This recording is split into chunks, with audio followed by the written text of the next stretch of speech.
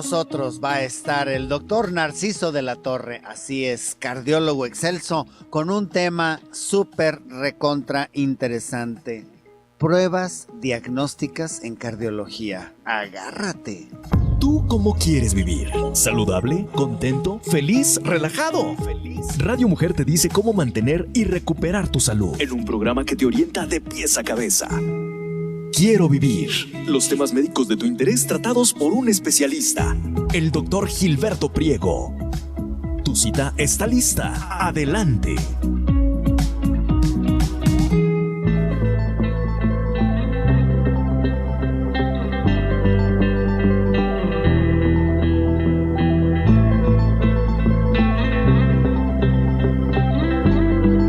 Bienvenidos a su programa Quiero Vivir. Yo soy el doctor Gilberto Priego y hoy, como todos los días, primero dándole gracias a Dios nuestro Señor de haber despertado y haber despertado con bien.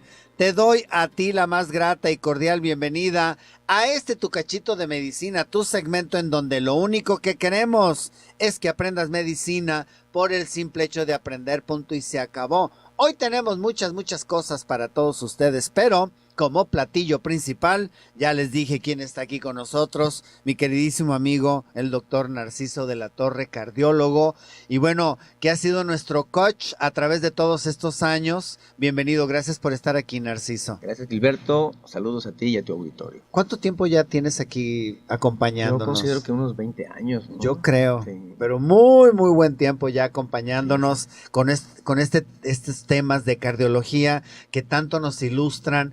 Y que hoy, por ejemplo, me dio una noticia que hace que de nuevo refuerce que si te vas a hacer algún procedimiento quirúrgico, tengas muchísimo cuidado con quién lo vas a hacer. Si un médico te va, sobre todo hablando del área de la estética, de la cirugía plástica, hay muchos esteticistas que no son cirujanos, que son charlatanes, no tienen acreditación para poder hacer procedimientos de cirugía estética. No la tienen y la hacen como es ilegal, entonces la hacen en sus consultorios. ¿Y qué es lo que pasa? Que puedes tener graves complicaciones. Ahorita a mí me gustaría, claro, sin decir nombres ni nada, para hacer una alerta a la población del caso tan triste que me comentaste de esta jovencita.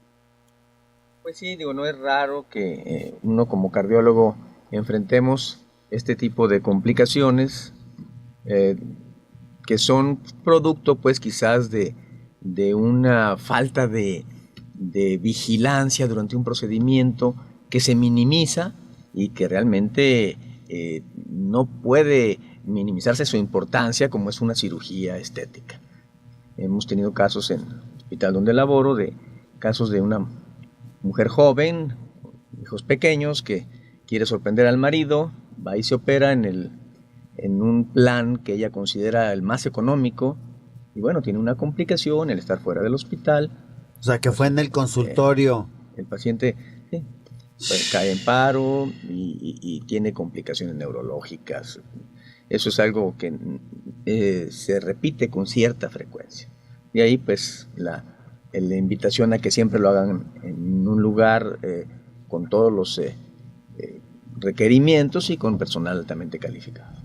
Si no, puedes pagar un precio muy alto en tu salud. Finalmente, recuerden que aquí, si te fastidian tu carro, pues vas, demandas, echas pleito, pero tienes la posibilidad de comprarte un coche que reponga al que está teniendo una pérdida de X cosa, ¿no? Pero con la salud a veces ya no hay regreso. Ese es el gravísimo problema. Y bueno, pues ahora sí, después de hacerles encarecidamente esta recomendación, no minimices en tu salud. No lo minimices, lo barato sale caro. Aguas, ten mucho cuidado. Y siempre pedir una opinión de un experto para que te pueda orientar. Y si en su momento no tienes dinero, bueno, pues recurrir a una institución pública o algo que verdaderamente te puedan ayudar en todo este aspecto. Y bueno, pues hoy con nosotros con nosotros el doctor Narciso para platicar de las pruebas diagnósticas en cardiología que pues empieza la historia con aquel famoso otoscopio, en donde empiezan a oír primero de oído directo el latido del corazón, que dices, está vivo, nada más diagnosticaban eso, ¿está vivo o está muerto? ¿No? Digo, la certificación de la muerte en la cruz, por ejemplo, era precisamente acercar el oído para ver si seguía latiendo el corazón o acercarse al aliento para ver si todavía salía un poco de vaho. Desde ese momento en donde sabemos que el corazón emite ruidos y que podemos nosotros hacer un seguimiento de esta persona hasta las pruebas más modernas, a mí me gustaría que nos dieras un repaso. Bueno, efectivamente, desde los tiempos hipocráticos ya se atendía el examen del pulso cardíaco. Y Hipócrates ya menciona ciertas alteraciones en el pulso y con ello hacía algunos diagnósticos, obviamente sin todas las bases anatómicas y fisiológicas que ahora tenemos. Pero ya con la medicina científica propiamente que inicia pues a partir ya de, podríamos decir, en el siglo XVI, XVII, ya se empieza a auscultar básicamente los ruidos cardíacos con una auscultación directa pegando el oído al tórax del paciente. Así es que imagínate la escena cuando te tocaba una dama muy voluminosa, pues tú tenías que de todas maneras aplicar ese método. Fue cuando, hasta el siglo XIX, cuando Laennec, tímido, no sé si por timidez o por higiene, aducen que fue por tímido, inventa el estetoscopio. Se utilizaba antes una especie de cornetilla que siguen utilizando los ginecólogos a veces, que era una cornetita que te pone, ese es el famoso Pinard, ese también un médico francés inventó esa cornetilla donde uno ponía el oído y ya no le pegabas el oído al pecho del paciente, lo hacías con esa pequeña conito. Como una corneta. Una cornetita, si todos los conocemos, una pequeña cornetita.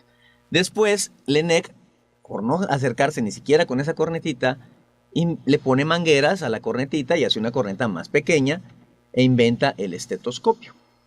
De manera que la auscultación cardíaca tuvo una gran, ¿cómo podría decir? Un auge, sobre todo digamos a partir del siglo XIX, en Francia, porque tanto Pinard como Laennec pues, eran franceses, y se hace todo un tratado sobre los ruidos cardíacos, los patrones de normalidad y la coincidencia con las diferentes fases del ciclo cardíaco.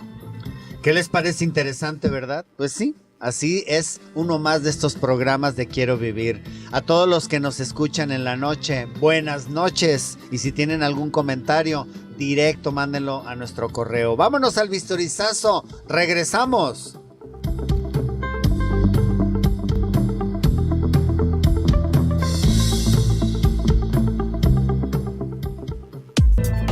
Tu salud está en el 1040. Continuamos en tu programa Quiero Vivir en Radio Mujer.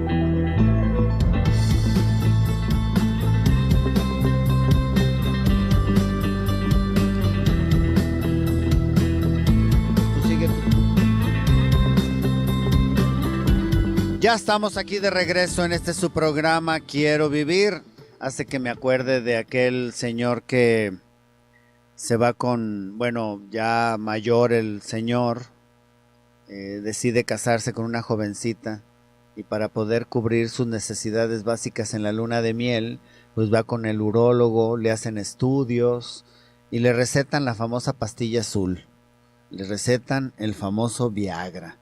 A propósito, ¿tú sabes por qué la pastilla es azul? No sé. Sí, ya ves que es de color azul. Sí, claro, para distinguirla yo creo. No, es que está hecha para el pitufo. Ah, totalmente cierto.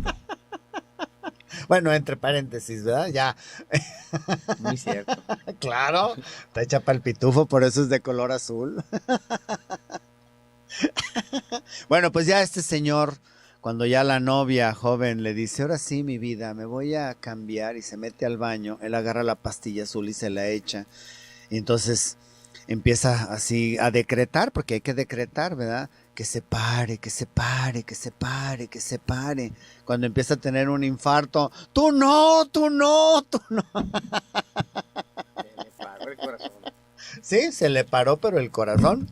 Bueno, pues hoy con nosotros el doctor Narciso de la Torre, cardiólogo, hablando de estos métodos diagnósticos en cardiología. Y bueno, le voy a ceder el micrófono para que nos lleve de la mano en esta historia tan hermosa de cómo el ingenio del hombre ha hecho posible que cada día sean más sofisticados todos los estudios. Pues sí, efectivamente decíamos que los ruidos cardíacos guiaron el diagnóstico cardiológico por muchos años. Y tuvimos que estudiar muchas finuras en cuanto a este tipo de ruidos, silencios, soplos, chasquidos. Pero fue a finales del siglo XIX y principios del XX cuando aparece en el ámbito médico un instrumento que revolucionó la práctica de la medicina y de la cardiológica específicamente, que es el electrocardiograma. El doctor Einthoven logró registrar corrientes galvánicas en la superficie del cuerpo de los pacientes, poniendo las extremidades del paciente en baldes con agua y sal. Así es, y tenemos la foto todavía de Einthoven con los primeros electros. En una cubeta metía un pie, en otra cubeta otro pie, en una mano otra cubeta y en otra mano otra cubeta. Y esto iba a unos cables que registraban la corriente eléctrica del corazón. Posteriormente, ya estos cubetas, pues este método rudimentario se fue refinando y se utilizaron placas metálicas que se ponen en las extremidades. Y esto hacía ciertas gráficas en el osciloscopio, en la pantallita que registra las potenciales eléctricos, que después se pudieron registrar. Después se añadieron otras placas metálicas, unos chuponcitos metálicos que se colocaban en el pecho para poder ver al corazón en el plano horizontal. Y este electrocardiograma definió la práctica de la cardiología pues prácticamente todo el siglo XX. Y donde la Escuela Mexicana de Cardiología tuvo una participación muy importante, sobre todo en la década de los 40 y los 50. Hubo mucho presupuesto para la cardiología porque pues la esposa de un presidente de la República padecía del corazón y el médico que la veía era nada menos que el doctor Ignacio Chávez. Y se le facilitó todo el presupuesto para construir en la Ciudad de México el famoso Instituto Nacional de Cardiología Ignacio Chávez, de donde provienen la mayoría de los cardiólogos y los maestros que formaron a otros cardiólogos en este país. Hubo grandes aportaciones a la electrocardiografía por parte de la Escuela Mexicana, el doctor Cabrera, el doctor Gagiola, hicieron descubrimientos que fueron mundialmente aceptados y podríamos decir que el primer libro de electrocardiografía como tratado se publicó en Francia y fue del maestro Demetrio Sodi Pallares, mexicano.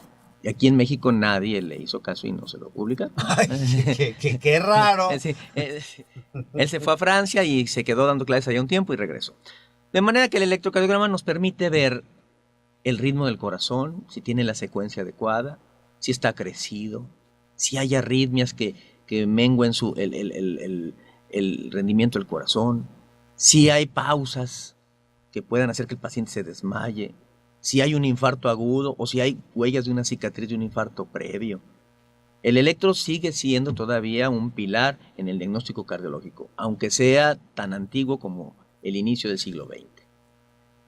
Pero no es suficiente. El electro puede diagnosticar algunas cosas, ideal para arritmias, pero hay otros detalles que no se pueden ver ya en el electro o que no son tan fiables. Mucho tiempo, cuando no teníamos el eco, pues teníamos que darle total fiabilidad. Una vez que empezó a utilizarse el ultrasonido en el corazón, vimos que el electro no era 100% confiable en todos los padecimientos y que había una pequeña ventana de pacientes donde decía el electro que había enfermedad y no la había. Y otra pequeña ventana donde decía que no tenía y sí tenía. A esto le llamamos valor predictivo positivo y valor predictivo negativo. O sea, hay falsas negativas y falsas positivas. Un 25% en el electrocardiograma de reposo te da más o menos de falsas positivas y negativas. Con el advenimiento pues de la tecnología de los radares, sobre todo en la Segunda Guerra Mundial con los submarinos, pues se utilizó esta técnica del ultrasonido para detectar objetos dentro del mar, sobre todo otras naves o torpedos y cosas así. Esta tecnología fue aplicada a la medicina y se idearon radares que pudieran emitir ondas de ultrasonido y que cuando estas ondas rebotaban, calculando el tiempo que tardaba en ir y venir esa onda de ultrasonido, se asumía que había un objeto tan cercano o tan lejano, dependiendo qué tanto tardaba en regresar esa onda. Y se fue haciendo esto en segmentos y graficándolo. Podemos recordar aquella serie de aquel submarino, Viaje al fondo del mar, donde el radar pues veíamos algo borroso, ni entendíamos, pero se veía por ahí algún objeto. Pues eso se fue aplicando. Y se fue definiendo cada vez más, con más líneas, con ultrasonido mucho más fino. Y ahora pues podemos ver el corazón incluso en tridimensional mediante el ecocardiograma y aplicar una onda que produce sonido, y esto se llama Doppler, aplicando también el efecto Doppler. Cuando tú emites, cuando viene un tren tocando el silbato, lo oyes de un modo cuando viene y lo oyes de otro modo cuando va. Claro. Porque la frecuencia de onda se compacta cuando viene y se alarga cuando va. De manera que cuando tú haces un eco puedes saber si la sangre va o viene, y conociendo patrones de normalidad puedes ver si esto es normal o anormal, si una válvula está bien, si está obstruida, si es insuficiente, si hay un agujero normal en el corazón. Luego tenemos pues primera la auscultación, después el electrocardiograma, luego el ecocardiograma, que ya nos permite medir milimétricamente el corazón, ver cómo están las paredes, cuánto miden, si está grueso, si está crecido, ver las válvulas, si están tapadas, insuficientes, y si no hay orificios anormales. El ecocardiograma. Una pregunta, Narciso, que yo creo que tuvo un papel muy pequeñito, el rayos X. Okay. ¿Recuerdas que qué sería en la época de los 40, 50 con los fluoroscopios, que mató a tanto médico de la radiación emitida, pero que les permitía ver el tamaño del corazón? Efectivamente, la radiología también revolucionó la medicina, así que bueno, seguimos utilizando el rayos X a diario, pero efectivamente la fluoroscopía era la exposición del paciente a rayos X producidos por una cámara que tenía flúor, y donde se ponía el paciente enfrente, luego una pantalla y luego el médico, y la fuente de rayos estaba atrás. Entonces el médico veía la silueta, el esqueleto del paciente frente a la pantalla directamente, recibiendo las radiaciones también. Y de esa manera veía el tamaño del corazón, pero en los rayos X se ve una silueta. No podemos ver cavidades, no podemos ver mediciones milimétricas, porque a fin de cuentas es la sombra que está produciendo un rayo sobre una pantalla. Y bueno, el paciente sufría la fluoroscopía una vez, pero el médico, o si veía 10 pacientes diarios, pues echaba 10 fluoroscopías diarias. De manera que esto, bueno, pasó de moda porque efectivamente hubo muchísimos cánceres y alteraciones en los médicos. Y ya la fluoroscopía en ese modo como la conocemos no se usa. La seguimos usando en los cateterismos cardíacos, pero ya con un intensificador de imágenes y totalmente protegidos. Muy bien, seguimos. Seguimos, bueno, luego el eco. Estos estudios, tanto el electrocardiograma como el eco, pueden hacerse en reposo y pueden hacerse en ejercicio o en estrés. De manera que si yo tengo un paciente que le duele el pecho y el electro me sale normal, y yo pienso que por las características del interrogatorio que el paciente tiene angina de pecho, yo tengo que hacerle un estudio más adelante. Y puede ser la prueba de esfuerzo, donde lo pongo a correr en una banda mientras le estoy tomando el electro. Y si ese electro que previamente era normal se pone anormal durante el ejercicio, yo asumo que ese paciente puede tener con alta probabilidad una enfermedad de las arterias coronarias. Pero hay casos que el paciente no puede correr, o que tiene algunas alteraciones en el electro, como tener un marcapaso o algo que se llama bloqueo de rama izquierda, que ya invalida al electro. Y digo, no, ya ese electro no sirve para diagnosticar si el paciente tiene peligro de infarto o no. Entonces ahí hay otro estudio que vamos a ver después. ¡Eso! Les digo que ya tiene su buen tiempo, mi querido amigo. Así de que vámonos al bisturizazo. Vámonos a este bisturizazo. Recuerda nuestro WhatsApp 36 10 19 07 12. Me gustaría que nos dieras un correo electrónico, Narciso. Con mucho gusto, es cuidatucorazón@hotmail.com. Cuidatucorazón@hotmail.com. Vámonos al bisurizazo, regresamos.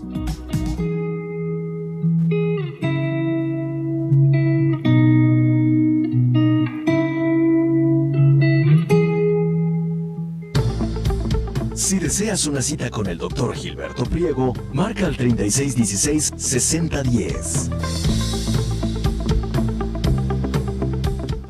¿Eres una persona saludable?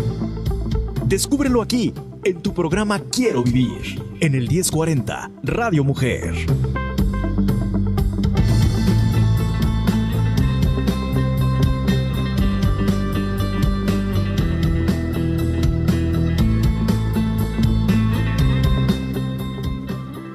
Mi mujer me dejó una nota pegada en el refri que decía: me voy porque esto ya no funciona.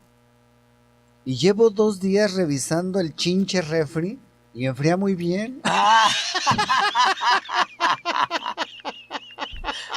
No sé, el congelador bien, me enfría bien las cosas, ya lo desconecté, lo conecté, le cambié los filtros, no entiendo yo qué le ve que no funciona del refri. Muy bueno. Vámonos, que ya estamos aquí de regreso en su programa Quiero Vivir. Continuamos con mi querido amigo el doctor Narciso de la Torre, cardiólogo. Y bueno, pues hablando de estos procedimientos diagnósticos y la historia tan interesante de cómo el hombre va inventando y va creando para poder escudriñar los secretos del corazón, para poder tratar, prevenir, diagnosticar y poder también, pues lógico, todo esto encaminado a hacer una evaluación y contención de daño.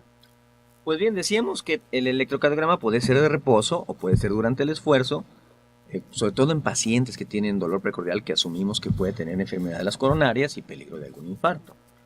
El ecocardiograma igual. El eco, decíamos, es cuando se hace el ultrasonido, el que le hacen a las embarazadas o el que se hace en la vesícula, pero aquí en el corazón. Se hace en reposo, pero cuando este eco de reposo es normal y creemos que el paciente tiene enfermedad coronaria, podemos hacer eco de ejercicio. Se pone el paciente a hacer ejercicio y se le hace un eco en ejercicio máximo. Pero es mucho más cómodo introducir una sustancia en la vena que se llama dobutamina, donde aceleramos el corazón y simulamos ejercicio. Es más cómodo para el médico hacerlo y tomar las imágenes. Quizá para el paciente no sea igual de cómodo, es más fisiológico el ejercicio. Pero se usa mucho ese eco dobutamina para ver si hay isquemia, o sea, falta de riego sanguíneo en una parte del corazón que pueda poner al paciente en riesgo de infarto, o también para ver si hay viabilidad. Cuando un paciente ya tuvo un infarto y llega al corazón, llega al consultorio y hay una zona que no se mueve, yo digo, caray, esa zona ya está muerta, no tiene ningún caso de destapar la arteria. Pero ¿qué tal si no está muerto? Claro. ¿Verdad? Entonces le ponemos dobutamina, y si esa zona que yo asumía que está muerta y que no se mueve, esa zona del corazón, empieza a moverse con el estímulo de la dobutamina, yo digo, esta parte está viva y vale la pena someterlo a un procedimiento, a destapar la arteria con cateterismo o a poner un puente por cirugía. Esos son los estudios de viabilidad. Wow. Y estos se hacen pues con ecocardiograma. O sea, en reposo no se mueve, sí. Pero por ejemplo, caminar, empieza a latir más rápido tu corazón, sí. Todavía le pide sangre y dice, mira, si me llega la sangre, sí alcanzo a funcionar. Así es, entonces digo, está viable, entonces sí. Pero si ya está muerto todo, pues ¿para qué lo operas? ¿Para qué le abres ya las arterias? Eso es un procedimiento innecesario. También se hacen estudios de medicina nuclear, donde al paciente se le pone a hacer ejercicio, se le inyecta una sustancia en la sangre radioactiva con una radiación menor a la de una radiografía de tórax. Esa sustancia radioactiva es un potasio radioactivo que capta el músculo cardíaco y se mete a una cámara y lo vemos que ilumina o florece, es como fluorescente, y vemos si hay zonas que no reciben ese potasio, son zonas que están o muertas o isquémicas. Igualmente se puede hacer eso con medicina nuclear. Se puede ver isquemia y se puede ver viabilidad. Lo usamos poco porque es un estudio muy costoso, y el ecodobutamina, al ser menos costoso y te da resultados inmediatos, nos da más o menos la misma información. Otro estudio en cardiología después es el monitoreo de Holter, que es la grabación del electrocardiograma durante un periodo largo, que pueden ser 24 horas, 48, hasta una semana. Puede monitorizar el corazón. Y esto consiste en poner al paciente unos parchecitos en el pecho, conectados mediante unos cables a una grabadora que está grabando el electrocardiograma en forma continua. Tiene la grabadora un botoncito donde el paciente puede oprimir cuando tiene la molestia para poder ver, cuando nosotros analizamos el estudio, el momento exacto en que tuvo la molestia y cuál era el electro del momento de la molestia, y ver si hay una relación. El electro se graba en forma continua, y una vez que se recoge, se retira la grabadora y se conecta a la computadora. Y ahí tenemos programas altamente sofisticados donde podemos ver el número de latidos, cuántos eran normales, cuántos anormales, si hubo arritmias, de qué tipo, frecuencia cardíaca mínima, máxima, pausa, sobre todo el paciente que se desmaya, pues tenemos que ver si no hace pausas, o el paciente que tiene mareos, o también a veces dolor precordial. Entonces, ese es el monitoreo de Holter. Se llama Holter porque fue Holter el primero que dio cómo grabar el electro. Ahorita se nos hace muy fácil todo en la tecnología digital, pero cuando lo inventó, ahí en los 50, pues eran unos carretotes de cinta magnética, eran 2 carretes. Claro. Y traía al paciente un aparato que pesaba más de 1 kilo. Y por eso se sigue llamando Holter. Él fue el primero que inventó esto. Después del Holter tenemos otro tipo de estudios. Pero fíjate, ahorita que Sí. dices esto, qué inventiva del hombre, ¿no? Del hombre médico observador que dice, es que doctor, fíjese que en ciertos momentos me desmayo y yo siento que es del corazón. Está usted loco, está chiflado, porque mire, yo Ahorita ya está le bien. revisé y se ve bien. De decir, a ver, tengo que creerle al paciente, porque Claro. finalmente esta es nuestra misión como médicos. Claro. ¿Qué hago? ¿Cómo le hago para ver si tiene esta alteración? Un electro de 24 horas para ver en qué Claro. momento, y usted me va a avisar, le pica algo ahí y va a anotar la hora para yo poderme dar cuenta, ¿no? Así es. Sí, y ahora ya son de 24 a 48, ya tienen mucha memoria, ¿no? Pero en aquel entonces eran unos carretes, a mí me tocó usarlos todavía. Y esos carretes llegabas y los ponías en un aparato que los corría a toda velocidad y tenías que estar viendo la totalidad de los latidos y emitía un sonido, un zumbido, que cuando había una arritmia cambiaba de frecuencia y entonces tú ya volteabas porque te quedabas a veces dormido viendo los electros, ¿no? Lo tenía el paciente 24 horas y tú durabas 2 horas viendo un Holter. Ahora ya todo es mucho más fácil. En paciente que se desmaya y paciente que tiene palpitaciones o arritmias también. Paciente que tuvo una embolia, a veces no le encuentran nada y resulta que tiene episodios de una arritmia que se llama fibrilación auricular y que provoca coágulos en el corazón, que es muy común que lo tengan. Y lo puede tener 30 segundos y en esos 30 segundos se forma un coágulo. Para eso el Holter es muy importante. A veces el paciente llega a consulta y dice, doctor, ese no quiero que me lo haga. Híjole, es bien difícil concederle al paciente sus peticiones, pues va a que uno lo estudie, y no son complacencias, ¿no? Y a veces le digo, señor, pues tenemos que saber qué es lo que está pasando en su corazón. No, a mí eso no me lo hagan, no, pues nos quedamos incompletos, ¿no? Entonces, a veces es indispensable este estudio. Sí, pero aquí, a mí, por ejemplo, yo recuerdo un paciente que llegó con sangrado y le dije, se tiene que hacer la colonoscopia. No me lo voy a hacer. Entonces, ¿para qué vino conmigo? Sí, a veces encontramos todo tipo de personalidades y uno pues... O sea, ¿para qué vino conmigo? No puedo avanzar si no se hace el estudio. Claro, ¿no? debe confiarse en el médico. Otro tipo de estudios tenemos en los pacientes que se desmayan, que es una prueba de un inicio reciente. Yo recuerdo en el 92, fui un tiempo a Houston, vi por primera vez este estudio de la mesa inclinada. Lo hice por primera vez en Chapalita en ese mismo año, improvisando con la mesa de rayos X y amarrando al paciente con vendas y todo. Ahora ya tengo en mi consultorio una mesa muy profesional, muy cómoda, mullida, con velcros para sostener al paciente. Sobre todo el paciente que se desmaya, gente joven generalmente, que se desmaya al estar mucho tiempo de pie o ante un evento de estrés. El paciente se desmaya, van con el neurólogo, que es lo primero que se les ocurre, no los culpo, pero bueno, esa es la historia de todos los días. Van a urgencias del hospital, el médico becario que está haciendo el servicio, que está en el internado, le habla al neurólogo, llega el neurólogo, le pide una resonancia, una tomografía, le hace un electroencefalograma, dice que no tiene nada y lo manda a su casa y el paciente se vuelve a desmayar 15 días después. Pues muy fácil, ese desmayo o síncope no está dado porque el paciente está enfermo del cerebro. Tampoco está enfermo del corazón, curiosamente, pero sí hay una relación donde el corazón o se para por unos segundos ante un estímulo severo de algo que se llama el nervio vago, o bien las arterias y las venas se dilatan, secuestran la sangre y la sangre en vez de estar en el cerebro se va a las piernas y el paciente se desmaya.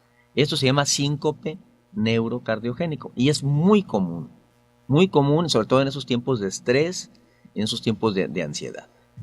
Entonces al paciente lo ponemos a 70 grados en una mesa inclinada y estamos observando la respuesta de su presión arterial cada 2 minutos y monitorizamos el electrocardiograma y vemos cómo se va sintiendo el paciente. Se le coloca al paciente una venoclisis, o sea, un suerito, porque si se desmaya tenemos que meterle agua en forma rápida.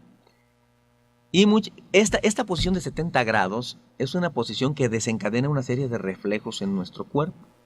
Normalmente nuestro cuerpo tiene un sistema nervioso que es sistema nervioso central, que son todos los procesos voluntarios. Eso en mi cerebro, yo decido hacia dónde voy, hacia dónde camino, qué hago, qué hablo. Ese es el sistema nervioso central. Pero hay otro sistema nervioso que se llama autónomo.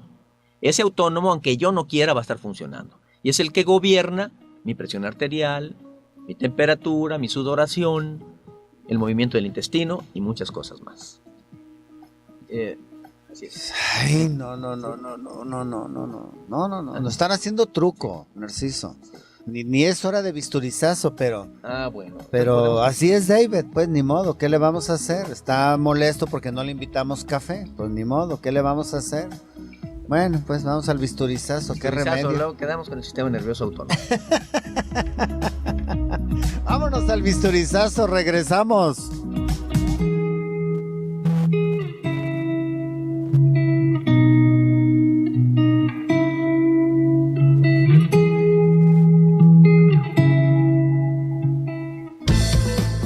Para consultar al Dr. Gilberto Priego, cirujano gastroenterólogo, comunícate al 3616-6010.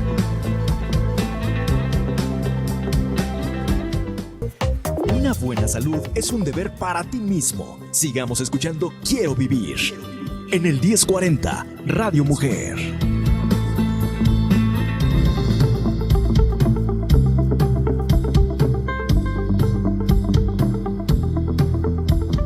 Ya estamos aquí de regreso en su programa Quiero Vivir, en la recta final de este programa. Y bueno, pues con nosotros el doctor Narciso de la Torre. Si no nos alcanza, está tan interesante el tema que si no nos alcanza, lo vamos a dejar para una segunda parte. Y bueno, le cedo el micrófono porque es ahora sí un gran orador y nos tiene así como con la boca abierta con este tema tan interesante.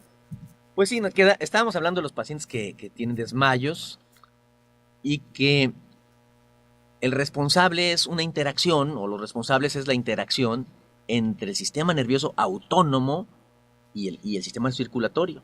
Este sistema nervioso autónomo tiene 2 vertientes, una que acelera y otra que frena. La que acelera utiliza la adrenalina como sustancia mediadora, y la que frena utiliza otra que se llama acetilcolina, y está representada básicamente en un nervio que se llama vago.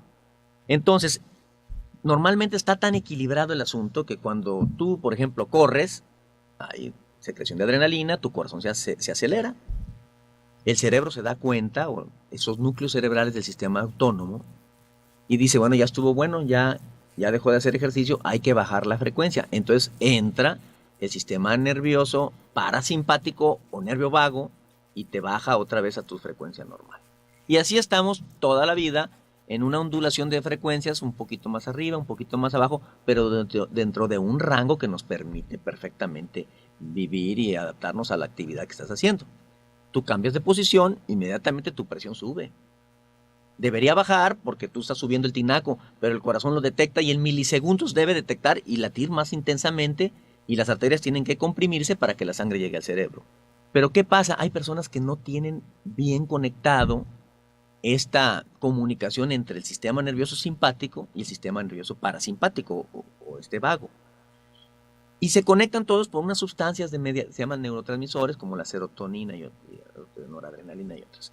Entonces, si estas personas no tienen bien conectado esto, el paciente cambia de posición o está un rato parado, sube un poco la presión, el cerebro detecta esto, se empieza a acelerar el corazón, y mientras el parasimpático, que es el freno, está dormido, y cuando despierta ese parasimpático se da cuenta que tú ya estás muy arriba, te metes zancadilla y tu frecuencia de estar en 100 por minuto se baja a 40 por minuto. Y ahí es donde viene el desmayo. Y también, pues, la mayoría reaccionamos ante un cambio de posición por unas estructuras que tenemos en el cuello que se llaman varoreceptores y que detectan cuando nuestra presión baja, inmediatamente entra el simpático y la vuelve a subir.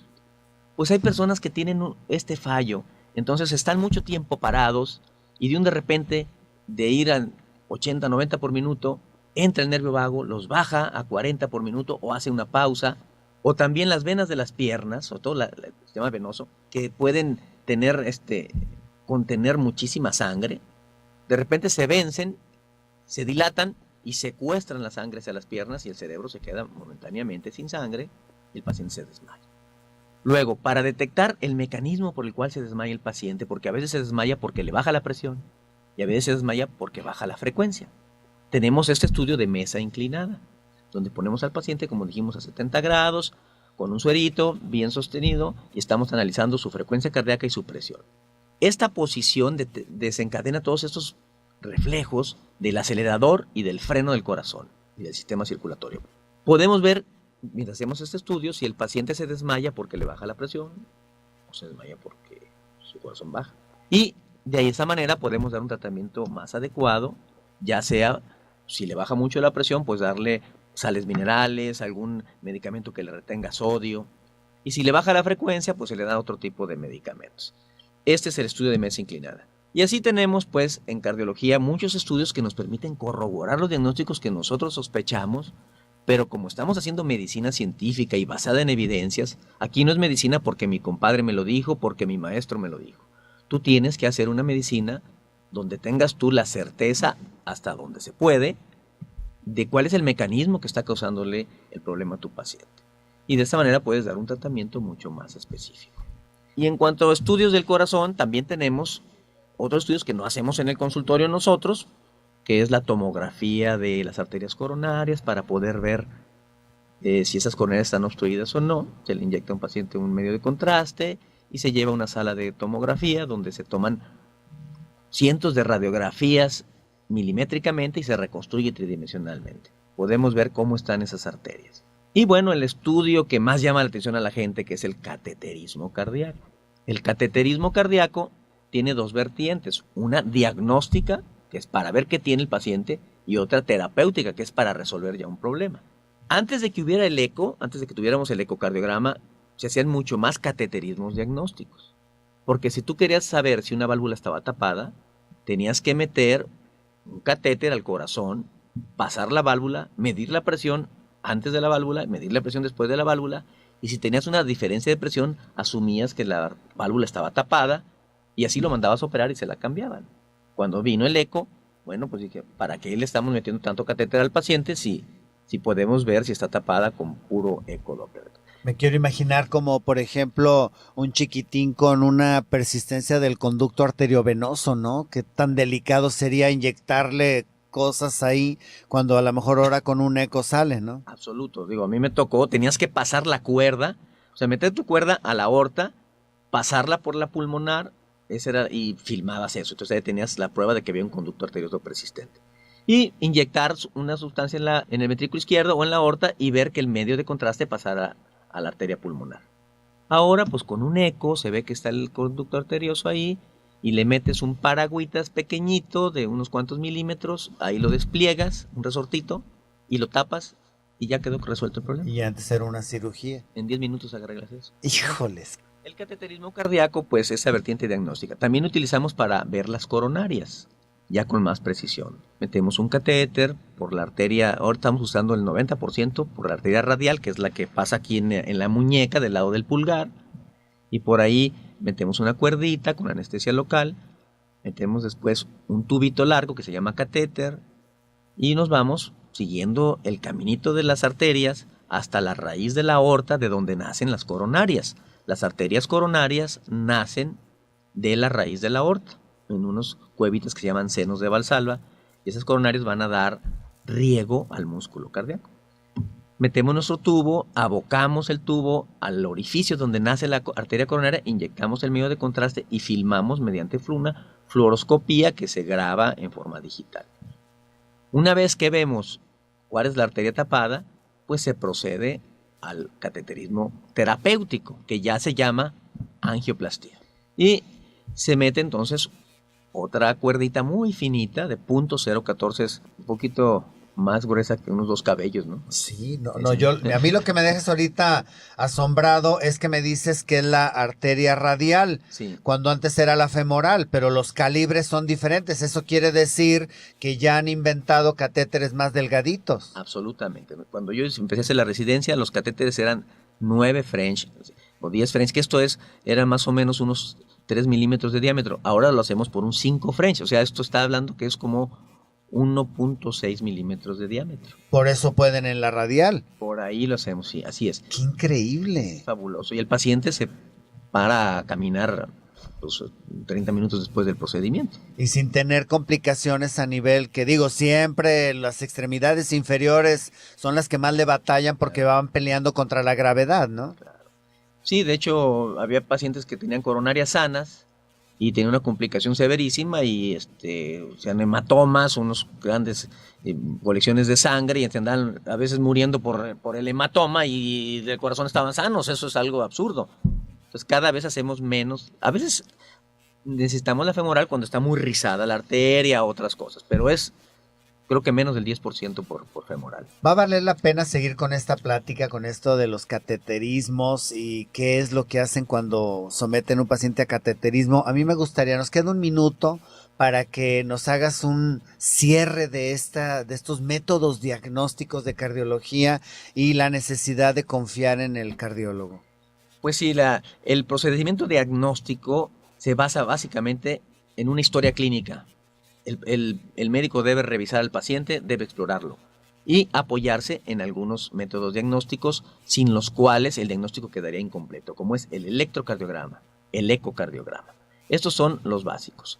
Y habrá que hacer algunos estudios de estrés con ejercicio, ya sea ejercicio o fármacos, para establecer padecimientos que no aparecen en reposo. También habrá que utilizar ocasionalmente estudios de largo plazo para síntomas que son ocasionales y que tenemos que espiar el corazón para descubrirlo. Habrá otros estudios mucho más invasivos como es el cateterismo, donde ya estamos planeando un procedimiento para lograr la curación del paciente con un catéter o derivarlo al cirujano posteriormente. Les digo que confíen en su médico, escojan un médico, como dice el doctor Priego, que crea en Dios y que sea honesto. Claro. Confíen en él y hagan los estudios que se tienen que hacer porque es lo mejor para ustedes. Tu teléfono, Narciso, por favor. 3121-1920. Despacio, repetimos. 3121-1920. Muchas gracias, doctor Narciso de la Torre. Gracias a ti, Gilberto. El tiempo se nos fue rapidísimo, no me queda más que decir gracias. Ahí estuvo David y Toño en los controles, Valeria en el teléfono, Karen en la producción y un servidor Gilberto aquí en la conducción. Recuerda, si tu médico te prohíbe el café o el chile, no le hagas tanto caso, que no hay evidencia científica de que hace daño. Pero si tu médico no cree en Dios, te pregunto, ¿qué estás haciendo ahí? Cambia de médico. Yo soy Gilberto Priego. Nos escuchamos el día de mañana en este programa Quiero Vivir. Saludos a todos los que nos escuchan en la noche. Que Dios los bendiga.